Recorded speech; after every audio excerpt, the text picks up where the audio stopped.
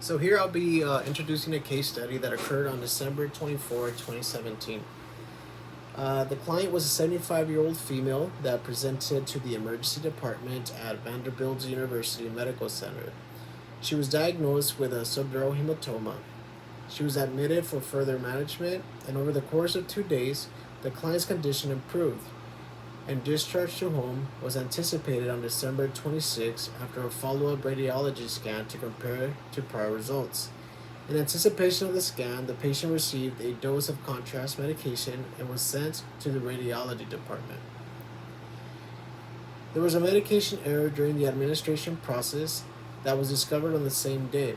The client experienced hypoxia and brain death, ultimately leading the family to remove life sustaining equipment, and death was pronounced on December 26, 2017.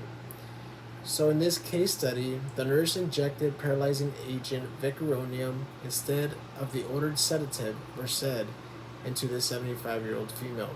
It was a terrible mistake that not only affected the patient but the nurse as well. She lost her career and was on a criminal trial facing up to 8 years in prison.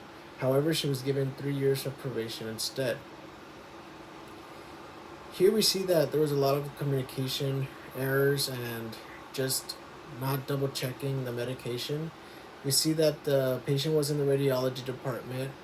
They presented anxious, and due to the history of claustrophobic sensations, a neuro ICU physician ordered midazolam or Versed to be administered to reduce her anxiety prior to entry the PET scan.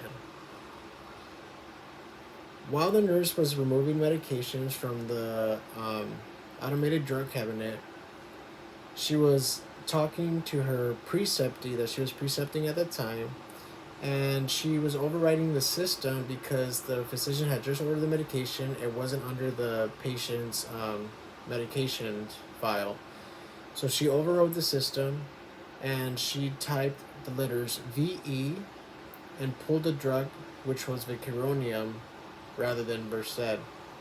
Because at this time she was precepting and talking to the preceptee, she states that she did not double check that the medication was Versed. She just administered the medication, which left the patient unmonitored, and then left the patient unmonitored as she rushed to the emergency department to perform a swallow study.